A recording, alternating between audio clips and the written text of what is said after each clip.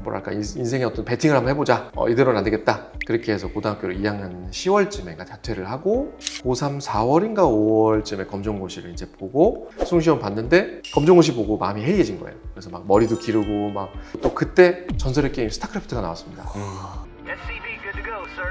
수학을 역시 뭐 80점 만점이었는데 40점인가 50점인가 정확한 점수는 기억 안 나는데 완전 삭발을 하고 다시 한번 도전을 하자.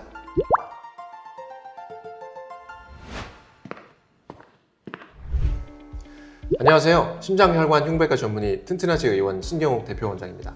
오늘은 제가 의사가 되기까지 그리고 그 중에서도 이제 의대에 들어가기까지의 어떤 긴 이야기 그거를 여러분들과 함께 나누는 시간을 가져보려고 합니다. 맛배기로 먼저 말씀을 조금 드리면은 저는 요즘에 소위 얘기하는 수포자였거든요. 수학을 정말 중학교 한 2학년 때인가부터 포기를 해서 그리고 고등학교 가서도 적응하기 좀 힘들어서 고등학교 2학년 때 자퇴를 해가지고 검정고시를 봤거든요. 그래서 그런 과정을 거쳐서 지금 이제 여러분 앞에 흉부외과 전문의가 돼서 이제 앉아 있습니다만은 이게 어떻게 가능했는지 차근차근 말씀을 해드려 보겠습니다. 네, 오늘 이 자리에 이제 게스트 두 분이 나와 계신데 자기소개 한번 부탁드리겠습니다. 네, 안녕하세요. 저는 원장님의 이야기가 너무 궁금해서 이렇게 찾아온 박정환이라고 합니다. 네, 안녕하세요. 네, 안녕하세요.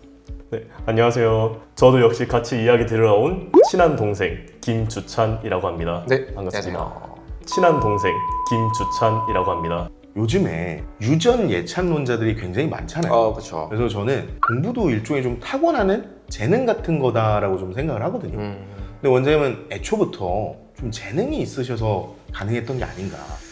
저는 모르겠어요. 재능까지는 모르겠고 어렸을 때 많이 좋아한 거는 이제 책 읽기, 독서를 좀 좋아했는데 저희 어릴 때는 병원 가거나 엄마 미장원 따라가거나 어디를 가면은 만화책들이 이렇게 있었어요. 학원에도 기다릴 때 만화책 같은 게 있었거든요. 소년 챔프? 근데 뭐 그런 거 저 때는 더 옛날이라 이제 보물섬, 아이큐 점프 그런 옛날 책들이 있었습니다. 그런 만화책도 많이 보다 보면 이제 만화책을 다 보면 볼 게 없잖아요.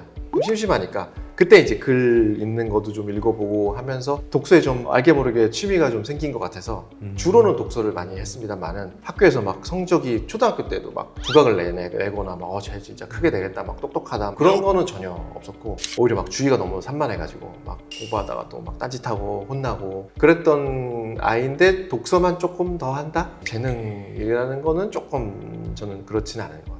원장님께서 의사 선생님이신데도 불구하고 수학을 포기하셨다? 이런 게 전혀 믿기지가 않거든요. 이런 수학을 포기한 부분에 대해서 혹시 좀 더 설명이 가능하신지. 이 초등학교 때는 이제 삼수지만 중학교 올라가면 이제 수학으로 바뀌면서 막 각도 나오고 도형 나오고 막 어쩌고 저쩌고 하면서 막 방정식 나오고 갑자기 한번 2학년 때쯤인가 많이 어려워지는데 저는 그걸 잘 못 따라가겠더라고요. 그렇게 한 채로 고등학교까지 갔거든요. 역시 고등학교 때 수학이 어려워지는데 뭐 못 따라가겠는 거야. 성적이 계속 안 좋은 쪽으로 가다가 이렇게 있다가는 물살에 쓸려가듯이 그냥 이렇게 내가 뭘 하고 싶은 것도 못 해보고 끝나겠다 싶어서 뭐랄까 인생의 어떤 배팅을 한번 해보자. 이대로는 안 되겠다. 무슨 용기가 나서 그런지 모르겠는데 그렇게 해서 고등학교를 2학년 10월쯤에 자퇴를 하고 고3 4월인가 5월쯤에 검정고시를 이제 보고 수능시험 봤는데 검정고시 보고 마음이 해이해진 거예요. 그래서 막 머리도 기르고 막 공부를 제대로 안 하고 뭐 연애할 정도 숙맥이어서 그 정도는 아니지만 또 그때 전설의 게임 스타크래프트가 나왔습니다. 게임방이 생기고 98년도 12월에 봤던 그 99년도 수능은 수학을 역시 뭐 80점 만점이었는데 40점인가 50점인가 정확한 점수는 기억 안 나는데 진짜 이제 기사회생한 거는 재수할 때죠. 재수를 이제 마음을 먹고 머리를 깎았습니다. 완전 삭발을 하고 다시 한번 도전을 하자 해가지고 수학을 많이 못하니까 정석책을 샀어요. 그게 한 권당 약 30챕터 정도 됩니다. 단원이 30개예요. 하루에 한 챕터씩 하자. 왜냐면 한 챕터가 한 4-5장? 많으면 10장이긴 한데 몇 장 안 돼요. 그래서 이렇게 보고 읽었더니 공식이 이렇게 설명이 줄줄 써 있고 밑에 연습 문제 있고 그래서 그거를 어떻게 하나 이렇게 봤더니 이렇게 생긴 문제에 이렇게 생긴 공식을 넣으면 되는 거예요. 그래서 약간 암기에 가깝더라고요, 수학이. 그래서 여기서는 이 공식 넣고 이 공식 넣지. 그래서 잘 모르겠으면 영어 단어 쓰듯이 이렇게 공식도 써보고 문제도 써보고 해서 그냥 외웠어요. 그래서 이제 한 석 달 가까이 됐을 때 이제 이거를 한번 쭉 읽으니까 수학에 대해서 친해지고 좀 거부감도 줄여주고 결국은 사람이 쓴 건데 우리 뭐 괴롭히려고 만드는 거 아니잖아요. 원장님께서 그런데 아까 좋아하시는 거는 책 읽는 거라든가 뭐 언어 영역 쪽 이런 쪽 좋아하셨고 그런데 지금은 원장님, 의사 선생님 특히 의대 이런 완전한 이공 계열로 가셨는데 그렇죠. 어쩌다가 이렇게 계열을 확 바꾸신 계기가 있으신지 그런 스토리가 있는지도 궁금해요. 어릴 때부터 워낙 생물이랑 동물, 식물, 인간 어떤 그런 막 내부에 작동하는 원리 그런 걸 보면서 참 재밌어서 초등학교 때는 곤충을 너무 좋아하니까 별명이 파브로였는데 맨날 잡아와가지고 집에서 기르고 막 어머니 기절하시고 막 매미 날아다니고 집안에 그랬었는데 그래서 그런 쪽으로 이제 곤충학과를 가볼까 정말 어떤 그런 생물 쪽으로의 진로는 어렵게 잡혀 있었던 것 같아요.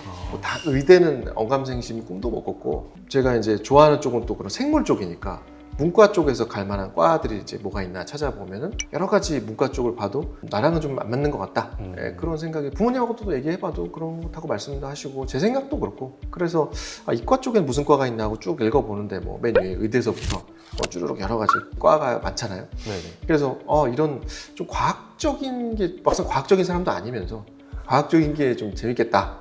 그래서 이제 이과로 마음을 틀었는데 주체성 없이 제가 뭘 원하는지 정확하게 또 어떻게 해야 되는지 모르고 좀 휘말려가는 느낌이 마지막에는 들더라고요. 그래서 좀 정신을 차리고 내가 필요한 게 뭔지 그리고 할 수 있는 게 뭔지 또 해야 되는 건 뭔지 그런 생각이 들어서 과감하게 이제 고등학교를 좀 관두고 나만의 시간을 좀 많이 가져야겠다 그런 생각까지 하게 됐습니다. 큰 결심하셨네요, 진짜. 특히 그렇죠. 근데 사실 자퇴를 과감하게 선택하는 건 부모님의 용기도 좀 필요할 것 같거든요. 근데 부모님께서 그거를 허락을 해주시던가요? 맞아요. 진짜 중요한 말씀인 게 학교를 관둔다는 게 상상하기 어렵잖아요. 내가 맞아요. 학교를 안 가는 것도 아니고 안 다닌다? 친구들도 다 잃고 졸업 앨범도 없고 사회적인 루트에서 많이 벗어나는 느낌이 드는데 저도 그때 참 그만큼 절실했던 것 같아요. 이 레이스, 어떻게 보면 레이스라는 생각이 들었는데 여기서 휘말려서 막 사람들한테 치여서 흘러가서 종착지가 제가 원하는 데 아닌 곳을 가느니 이 레이스가 완전 망가지더라도 완주하지 못하더라도 나는 내 스스로 뭔가 하고 싶다 그런 자립심 비슷한 이상한 생각이 무언뜻 들더라고요. 부모님하고도 얘기를 정말 많이 허심탄회하게 했는데 부모님도 들어보시더니 지금 와서 보면 정말 큰 결심을 하신 거죠. 저도 이제 학부형이 되고 나이가 있어지면서 내 아이가 저런 얘기를 했을 때 과연 믿어줄 수 있을 것인가. 지금 생각하면 정말 운이 좋았고 어떻게 보면 좀 기적적이라고밖에 표현하기 힘든 그런 상황이었습니다. 그런 상황 가운데서 어떻게 다시 수능을 보시고 또 의대까지 가실 수 있었는지 그런 것도 좀 궁금합니다. 저도 좀 궁금한 게 그냥 적당히 하고 적당히 뭐 인서울 뭐 비비고 들어오든가 아니면 적당한 뭐 경기권의 대학을 가실 수도 있었을 텐데 도저히 용납이 안 되셨던 건지도 궁금해요. 둘 다 너무 좋은 질문이 스테레오로 들어오니까 지금 정신이 없는데 의대까지 용납이 가실 수 안 있었는지 되셨던 건지. 그런 것도 좀 일단은 둘 다 결은 비슷해요. 어떻게 이제 정신 차리고 열심히 해서 의대라는 어떻게 보면 최상위권의 과를 가게 됐느냐. 가장 중요한 요지 어떤 핵심은 제가 열심히 안 했잖아요. 어떤 열심이라는 거는 내가 열심히 했다고 착각하기 쉬운데 진짜 열심은 남이 평가하는 거거든요. 저 진짜 열심히 해, 진짜 성실해 어쩌고 얘기하는 거는 아무도 저한테 그렇게 얘기 안 했어요.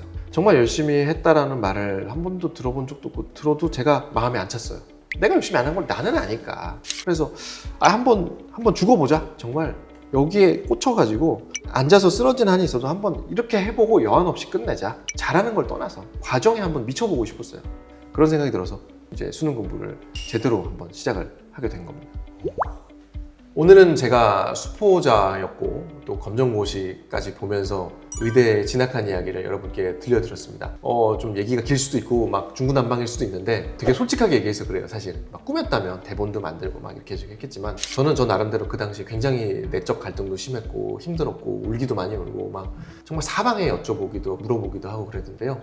그래서 이런 경험을 저는 나누고 싶어서 이 영상을 찍었고 혹시라도 지금 이제 본인을 향한 믿음이 흔들리거나 너무 힘들거나 뭐 비단 공부뿐만 아니라요. 이 사람이라는 게 정말 각자는 힘든 사정이 있잖아요. 그래서 이런 힘든 분들이 있다면 이 영상이 조금이나마 어떤 도움이 되셨으면 좋겠습니다. 정말 궁금하시거나 힘든 점이 있으면 댓글로 남겨드리면 제가 직접 꼭 답변을 남겨드리고 도와드리려고 애를 쓰겠습니다. 다음에도 의사인 저의 삶 그리고 의료에 관한 여러 가지 이야기, 유익한 이야기, 진솔한 이야기로 다시 찾아뵙겠습니다. 고맙습니다.